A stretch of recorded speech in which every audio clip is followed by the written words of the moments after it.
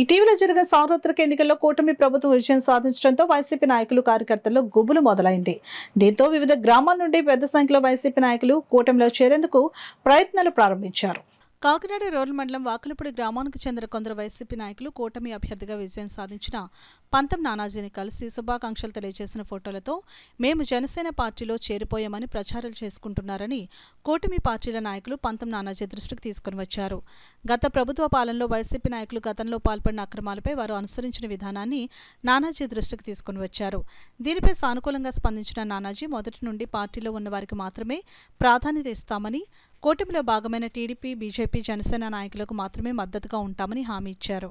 ఈ సందర్భంగా టీడీపీ నాయకులు మాత లక్ష్మణ్ మాట్లాడుతూ, గత ప్రభుత్వ పాలనలో అక్రమాలకు పాల్పడిన వైసీపీ నాయకులు, కార్యకర్తలు అందరూ జనసేన వైపే చూస్తున్నారని, వారిని ప్రోత్సహించవద్దని రూరల్ శాసనసభ్యులు పంతం నానాజీ దృష్టికి తీసుకుని వచ్చామని, దీనిపై ఆయన సానుకూలంగా స్పందించి కేవలం కూటమి పార్టీల నాయకులకు మాత్రమే అండగా ఉంటామని హామీ ఇచ్చారని అన్నారు.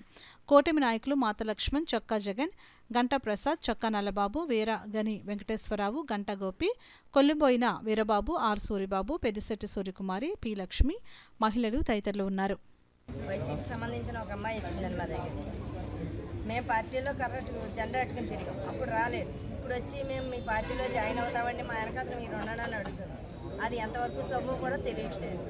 ఆవిడ అర్ధరాత్రి పూట అపరాత్రి పూట ఫోన్ చేసి మీరు మావేం పొందండి మావేం పొందుతుందంటే తప్ప, నానాజీ గారి సపోర్ట్ వెనకాతల నుంచి చేశానంటే తప్ప, ఎదురొచ్చి చేసినోడే నాయకుడు అవుతాడో తప్ప వెనకాతల నుంచి చేసినోడు నాయకుడు అవ్వడండి. ఇప్పుడు వల్గర్గా మాట్లాడిందండి ఒక టైంలో నానాజీ గారి కోసం.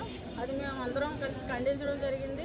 కానీ ఆవిడ డైరెక్ట్గా ఆఫీస్ దగ్గరికి వచ్చి, తర్వాత నానాజీ గారి ఇంటి దగ్గరికి వచ్చి, ఆవిడ కూడా నానాజీ గారితో ఫోటోలు దిగడం, నెంబర్లు తీసుకోవడం ఇవి చేసి, ఆవిడ కూడా ఆ నెంబర్స్, ఫొటోస్ బయట పబ్లిసిటీ ఇచ్చేసి చాలా ఇదిగా మేమేంటి మా తర్వాత మీరు అన్న టైంలో మాకు అది ఇది ముఖ్యం కాదండి. మా నాయకులు నానాజీ గారు ఆయన ముఖ్యమండి, ఆయన కోసం మేము పనిచేసాం. మాకు వాళ్ళు వీళ్ళని కాదండి, ఎవరైనా ఒకటే. కానీ ఈ గొడవలు, దుర్భాషలు ఆడటం అవి మాకు నచ్చుందండి. వాటి గురించి మేము నానాజీ గారితో మాట్లాడడానికి వచ్చామండి. ఆయన మాకు చెప్పింది ఏంటంటే, అమ్మ ఇవన్నీ ఏం కాదు, మేమైతే డైరెక్ట్గా పూర్తిగా ఎవరికి మేము హామీ ఇవ్వలేదు, మేము ఎవరితో మాట్లాడలేదు, మాకు వాళ్ళు వీళ్ళనే కాదు, ఎవరు వచ్చినా మేము ఆహ్వానిస్తామమ్మా, బొకేలు ఇవ్వడం అవి తీసుకొస్తే మేము అందరం మామూలుగా తీసుకుంటాం, అంతే తప్ప హామీలు ఇవ్వాల్సిన అవసరం మాకేమీ లేదు.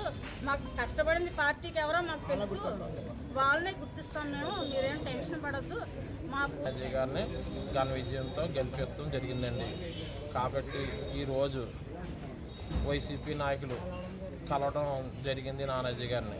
కానీ నానాజీ గారు ఎవరు వచ్చినా ఏంటంటే గౌరవంగా మేము సహకరిస్తాం, కానీ ఎటువంటి హామీలు ఇవ్వలేదు. ఇదంతా కూటమికే మేము మద్దతు ఇస్తాం, కూటమినే ముందుండి నడిపిస్తాం, ప్రతి ఒక్కరికి కూటమి అభ్యర్థులు మేము దగ్గరుండి సాయం చేసి సహకారాలతో నడిపిస్తారని నానాజీ గారు మాట ఇచ్చారండి. ఆ మాట మేరకు మేము కట్టుబడి ఉన్నామండి. ఎవరు వచ్చినా, ఎటువంటి పార్టీ నుంచి ఎవరు వచ్చినా ఎటువంటి సేవ తీసుకోవడం లేదని మాట ఇవ్వడం జరిగింది.